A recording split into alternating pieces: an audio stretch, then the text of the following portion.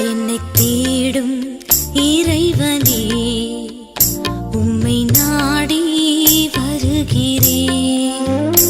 என்னை தேடும் இறைவனே, உம்மை நாடி வருகிறேன்.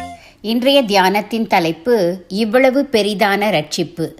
வாசிக்க வேண்டிய திருமறை பகுதி எபிரேயர் 2ஆம் அதிகாரம். இவ்வளவு பெரிதான ரட்சிப்பு. இவ்வளவு பெரிதான ரட்சிப்பை குறித்து நாம் கவலையற்று இருப்போமானால் தண்டனைக்கு எப்படி தப்பித்து கொள்ளுவோம்? எபிரேயர் 2:4. இவ்வளவு பெரிதான ரட்சிப்பு என்று சொல்லப்பட்டிருக்கிறதே, அது எவ்வளவு பெரிதான ரட்சிப்பு? எபிரேயருக்கு எழுதிய ஆசிரியர் அது பெரிய ரட்சிப்பு என்பதற்கு 3 காரணங்கள் கூறுகிறார். 1.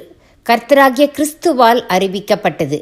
இழந்து போனதை தேடவும் ரட்சிக்கவுமே மனுகுமாரன் வந்திருக்கிறார். லூக்கா 19:10. 2. அவரிடத்தில் கேட்டவர்களாலே, அதாவது சீஷர்களாலே நமக்கு உறுதியாக்கப்பட்டது.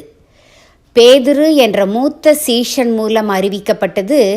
குற்றமில்லாத மாசற்ற ஆட்டுக்குட்டியாகிய கிறிஸ்துவின் விலையேற பெற்ற இரத்தத்தினாலே மீட்கப்பட்டீர்கள் என்று அறிந்திருக்கிறேன். 1 பேதுரு 1:19. அடுத்து யோவான் என்ற சீஷன் மூலம் அறிவிக்கப்பட்டது.